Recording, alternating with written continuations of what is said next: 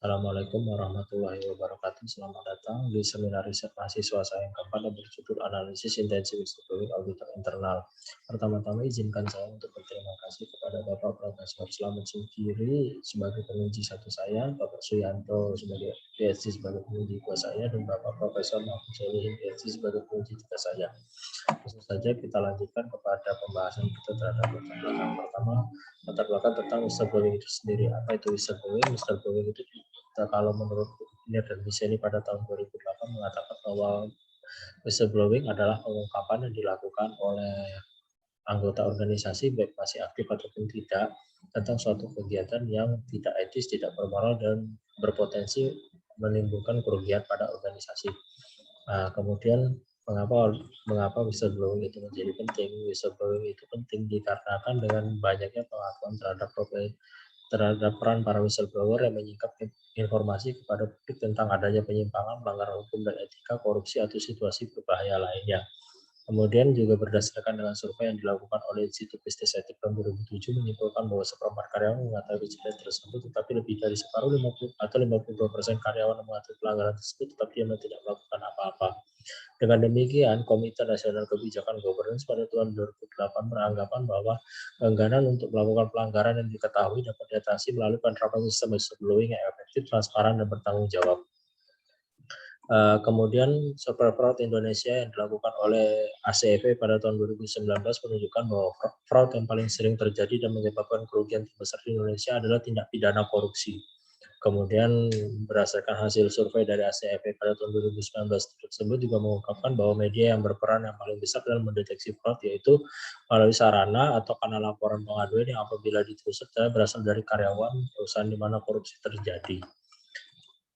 Hubungan dengan profesi audit yaitu profesi audit memiliki keunikan tersendiri dibandingkan profesi lainnya karena profesi audit itu mengetahui secara jelas dan bersentuhan secara langsung tentang kegiatan operasional yang terjadi dalam perusahaan tersebut.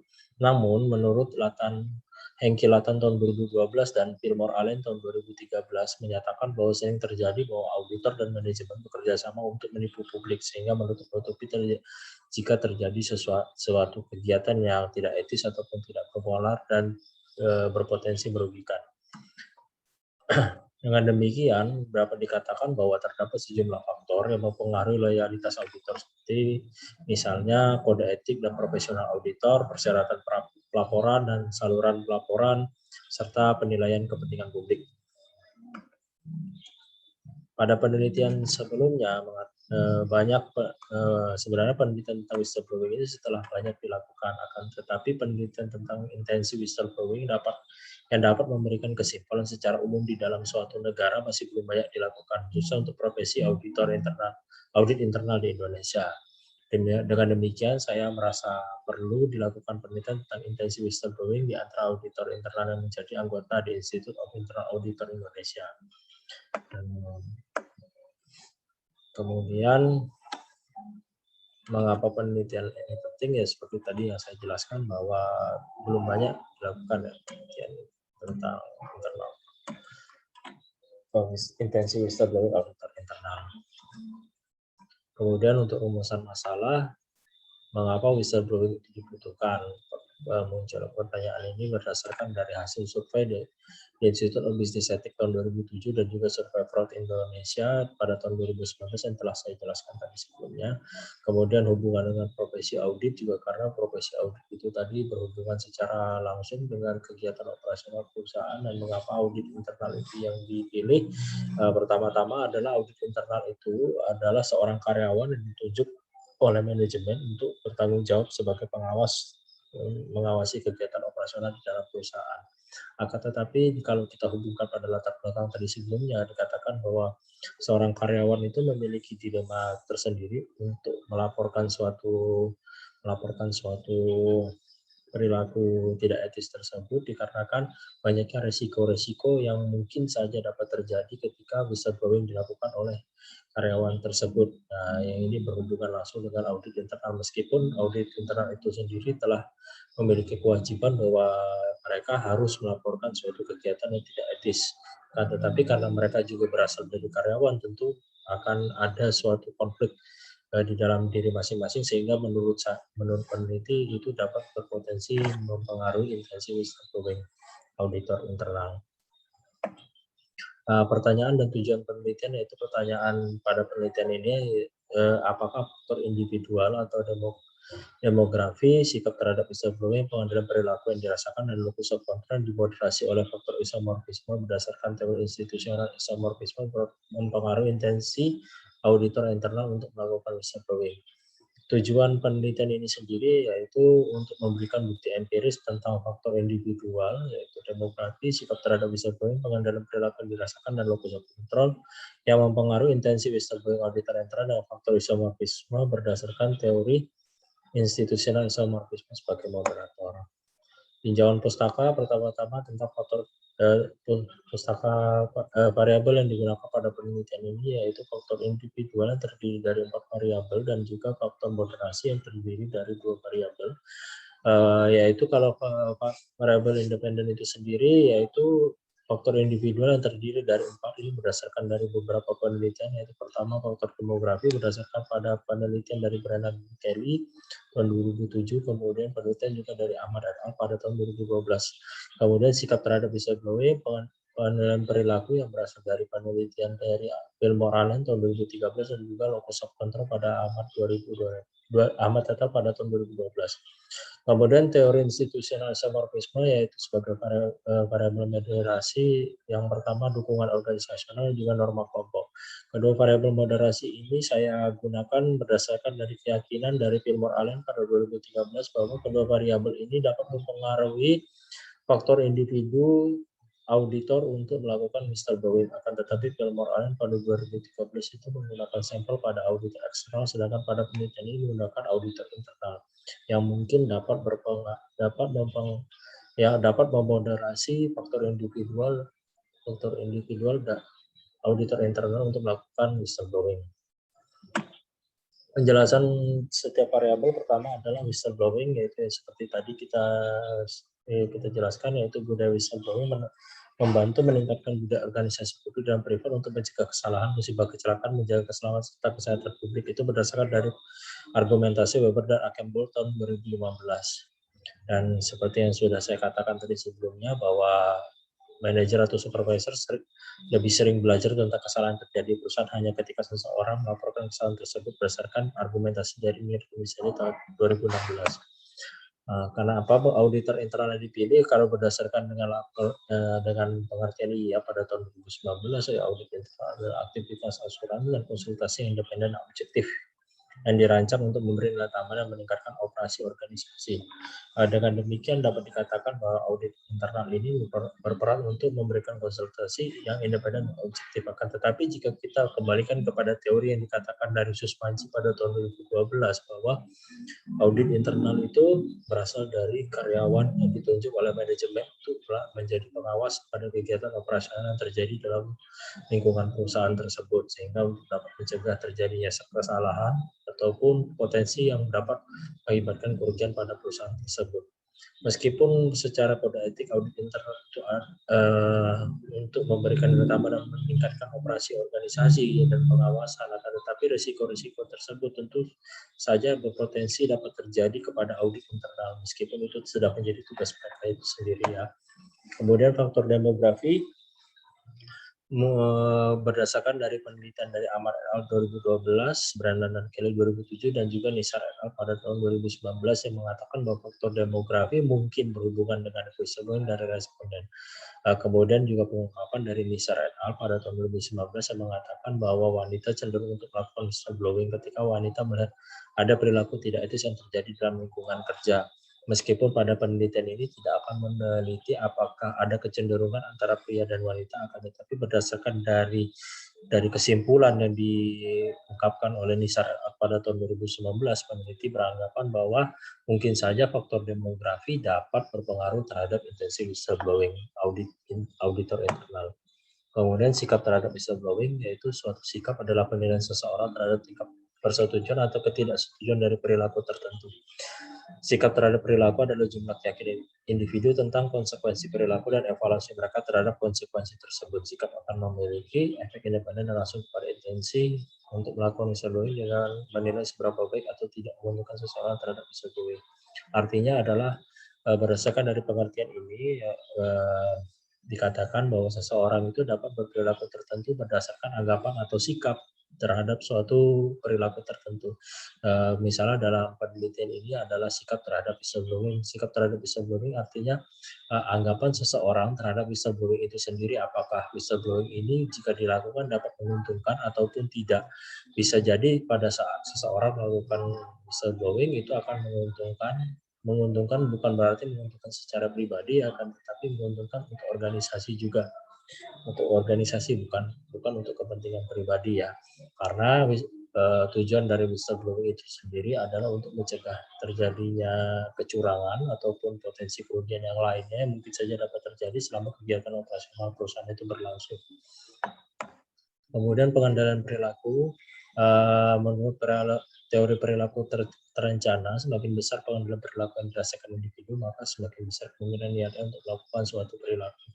Dimaksudkan artinya adalah pada saat adanya sebuah peraturan-peraturan yang mengendalikan perilaku tertentu pada suatu lingkungan, ini anggaplah kita misalnya dalam sebuah perusahaan terdapat sebuah peraturan, maka secara tidak langsung jika peraturan itu dirasakan oleh seseorang, maka ada kemungkinan besar bahwa seseorang itu akan patuh terhadap aturan tersebut dan menjalankan apa yang tertulis di dalam aturan tersebut. Dan kemudian Bandura berpendapat bahwa efikasi diri adalah harapan seseorang apakah ia dapat berhasil melakukan perilaku yang dimaksud. Artinya pada saat dia melakukan whistleblowing, apakah whistleblowing ini dapat diterima dengan baik ataupun tidak. Nah, itu yang dimaksud dengan pengendalian perilaku. Kemudian berpendapat Bau et al. Pada tahun 2003 juga berpendapat bahwa individu dengan efikasi diri yang tinggi menunjukkan harga diri dan kompetensi ketika dihadapkan pada situasi yang menantang, misalnya dilema etis. Jadi pada saat terjadi suatu situasi yang mengakibatkan dilema etis, menurut Bau et al. Seseorang itu akan cenderung melakukan suatu perilaku yang etis karena berkaitan dengan perasaan seseorang terhadap harga dirinya. Kemudian locus of control ini sendiri berdasarkan dari Ahmad et al. Tahun 2012 mengatakan locus of control itu terbagi menjadi dua, yaitu locus of control internal dan eksternal. Akan tetapi di dalam suatu perilaku di dalam perusahaan seperti whistleblowing itu sendiri lebih baik seseorang itu memiliki locus of control internal, karena locus of control internal itu lebih cenderung untuk bergantung pada tekadnya sendiri tentang apa yang benar dan salah, dan lebih mungkin untuk menerima tanggung jawab atas konsekuensi dari perilakunya. Sementara kalau locus of control eksternal percaya bahwa hidup berada di luar kendali seseorang karena nasib, keberuntungan, atau takdir, dan kecil kemungkinan untuk mengambil tanggung jawab pribadi atas konsekuensi. Kemudian variabel moderasi pada penelitian ini yaitu pertama tentang dukungan organisasional, yaitu seseorang tidak dapat melakukan tindakan tidak etis kecuali dia merasa organisasi akan mendukungnya. Artinya ketika seseorang ingin melakukan suatu perilaku seperti misalnya whistleblowing itu sendiri, seseorang itu harus merasa yakin terlebih dahulu bahwa dengan dia melakukan whistleblowing tersebut, perusahaan mungkin akan mendukung laporannya atau minimal laporan tersebut akan segera diproses. Tentu saja kita dapat dikatakan bahwa ketika kita melakukan sebuah laporan, jika kita tidak merasakan bahwa adanya dukungan dari organisasi, tentunya kita akan merasa malas-malasan untuk membuat sebuah laporan meskipun kita mengetahui telah terjadinya kesalahan. Ya. Kemudian menurut Fillmore Allen tahun 2013 tadi mengatakan bahwa dukungan organisasional merupakan komponen deterministik untuk elemen isomorfik dari teori institusional, di mana mekanisme tata kelola perusahaan efektif dapat secara positif mempengaruhi perilaku prososial. Kemudian dikatakan oleh Eisenberger tahun 1990 menggambarkan dukungan organisasional sebagai persepsi karyawan tentang sejauh mana organisasi menghargai kontribusi karyawan yang peduli dengan kesejahteraan karyawan. Seperti yang telah saya jelaskan tadi sebelumnya ya, berarti. Kemudian dilanjutkan dengan norma kelompok. Norma kelompok itu berdasarkan dari Bettenhausen dan Murdigan tahun 1991 berpendapat bahwa norma dapat dianggap sebagai pola perilaku reguler yang stabil dan diharapkan oleh anggota kelompok lainnya. Kemudian Narayanan tahun 2006 berpendapat bahwa kohesi memiliki dampak positif pada kepatuhan individu terhadap norma-norma kelompok. Jika norma-norma kelompok belum berlaku etis, individu akan lebih cenderung etis dalam kelompok yang kohesif. Kemudian dilanjutkan oleh Fillmore Allen tahun 2013 juga berpendapat bahwa norma-norma dalam tim audit dapat memiliki efek positif pada perilaku anggota individu mengenai praktik organisasi yang tepat. Nah, di sini sebelum kita membahas tentang hasil penelitian, pertama-tama kita akan melakukan uji-uji terlebih dahulu. Pertama-tama saya melakukan uji non-respon bias yang dilakukan terhadap dua kelompok responden, yaitu kelompok responden dan non-responden. Kelompok responden itu adalah yang mengumpulkan kuesioner tepat pada waktunya, sementara non-responden itu adalah kelompok yang mengumpulkan kuesioner sesudah tanggal akhir penelitiannya. Perbedaan yang signifikan antara varian populasi kedua sampel dapat dilihat dari nilai Levene Test for Equality of Variance harus lebih dari 0,05.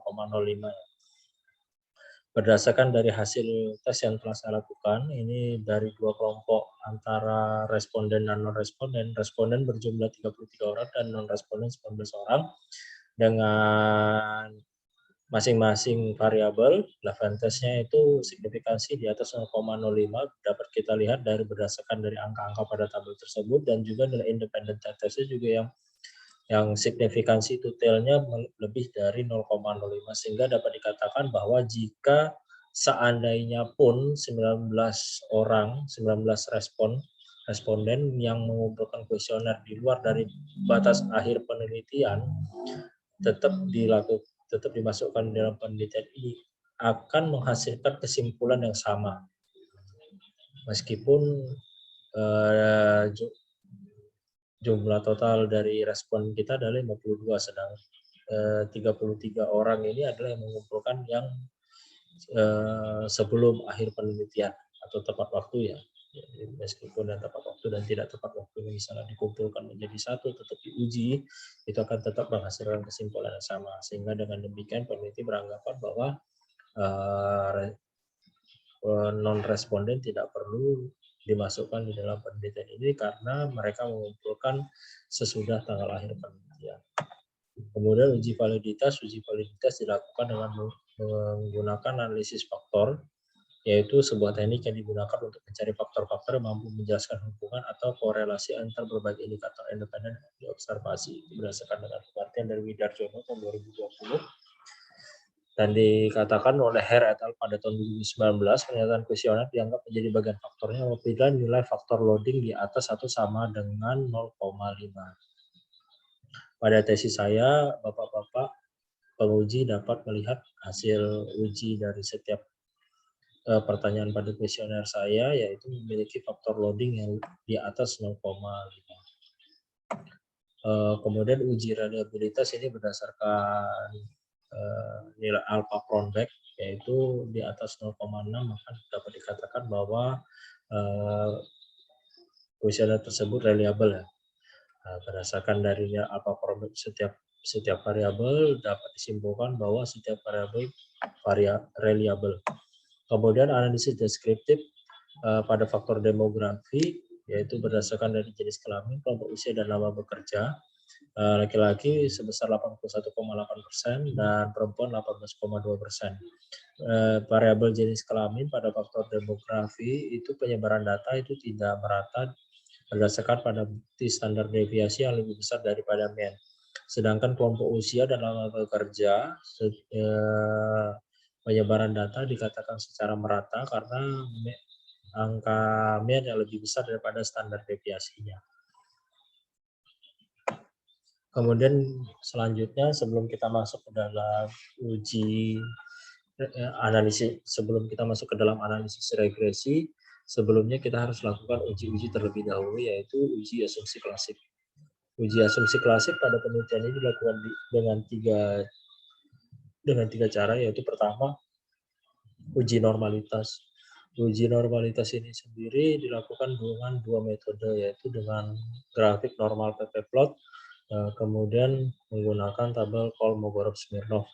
Dari gambar pada presentasi saya dapat dilihat pada normal pp-plot grafiknya itu, yaitu kita lihat titik-titik yang menyebar di antara di antara garis diagonal yang memotong observed cumulative probability dan expected cumulative probability.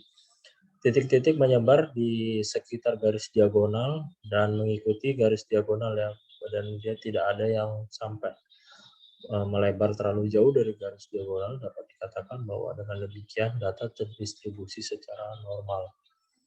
Kemudian juga hasil dengan cara Kolmogorov-Smirnov dilihat bahwa nilai asumsi signifikansi totalnya adalah 0,200, yaitu lebih besar daripada 0,05. Berdasarkan dua hal tersebut dapat disimpulkan bahwa distribusi data adalah normal. Kemudian uji multikolinearitas. Uji multikolinearitas dilihat dari nilai toleransi F, yaitu nilai toleransi harus lebih besar dari 0,1 dan nilai F harus lebih kecil dari 10. Nah, dengan demikian hasil pengujian ini juga dapat dikatakan bahwa setiap variabel terbebas dari multikolinearitas. Uji heterokedastisitas dengan melihat grafik pada scatter plot dengan melihat titik-titik apakah menyebar di antara garis nolnya dan tidak membuat sebuah pola tertentu. Dapat dilihat dari hasil titik-titik pada grafik scatter plot dilihat bahwa titik-titik menyebar secara merata di antara nol dan tidak membuat pola tertentu. Dengan demikian variabel pada penelitian ini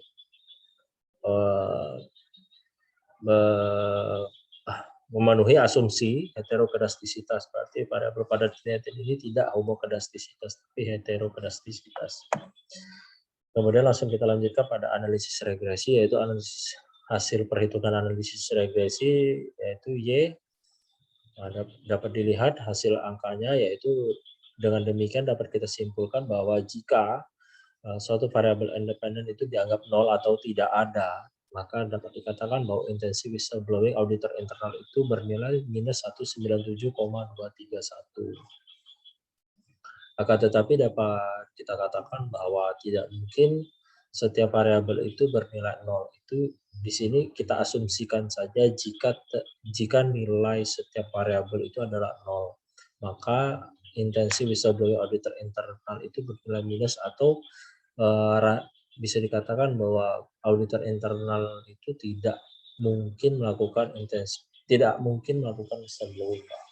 Kemudian koefisien determinasi karena ini menggunakan analisis regresi berganda, maka menggunakan nilai koefisien determinasi yang disesuaikan yaitu 0,327. Artinya adalah 32,7% pada penelitian ini dapat menjelaskan perubahan pada intensi whistleblowing. Artinya variabel independen pada penelitian ini dapat 32,7% pada penelitian variabel independen pada penelitian ini dapat menjelaskan perubahan terhadap intensi whistleblowing, sementara sisanya dijelaskan oleh variabel di luar penelitian ini. Kemudian untuk menjawab dari pertanyaan penelitian, yaitu dilakukan uji F simultan dengan menggunakan nilai F hitung pada penelitian ini bernilai 2,109 dengan signifikansi 0,069. Nilai F tabel itu berdasarkan dengan K sama dengan 6 dan N dikurangi K sama dengan 27 adalah 2,46 dengan signifikansi 0,05. Dengan demikian, kesimpulan dari penelitian ini adalah menerima H0 yang berarti koefisien korelasi tidak signifikan secara statistik karena nilai F hitung lebih kecil daripada nilai F tabel dan signifikansi 0,069 atau lebih besar daripada 0,05. Kesimpulan dari penelitian ini berdasarkan dari setiap variabel, yaitu pertama faktor demografi. Faktor demografi tidak berpengaruh positif terhadap intensi whistleblowing auditor internal, artinya memiliki kesimpulan yang sama dengan penelitian yang sebelumnya, yaitu Ahmad et al. Tahun 2012. Kemudian sikap terhadap whistleblowing tidak berpengaruh positif terhadap intensi whistleblowing auditor internal, dan juga pengendalian perilaku juga tidak berpengaruh positif terhadap intensi whistleblowing auditor internal. Hal ini bertentangan dengan hasil penelitian dari Allen et al. Tahun 2013. Mengapa bisa berbeda? Bisa jadi karena dari objek penelitian yang berbeda.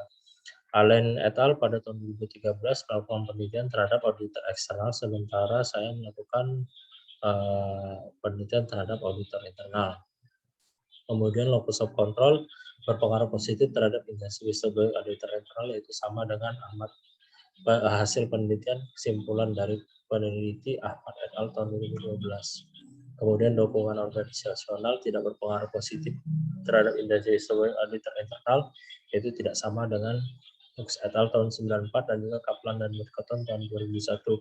Sementara norma kelompok berpengaruh positif terhadap intensi whistleblowing auditor internal, itu mendukung dari pernyataan Fillmore Allen tahun 2013 dan Narayanam tahun 2006.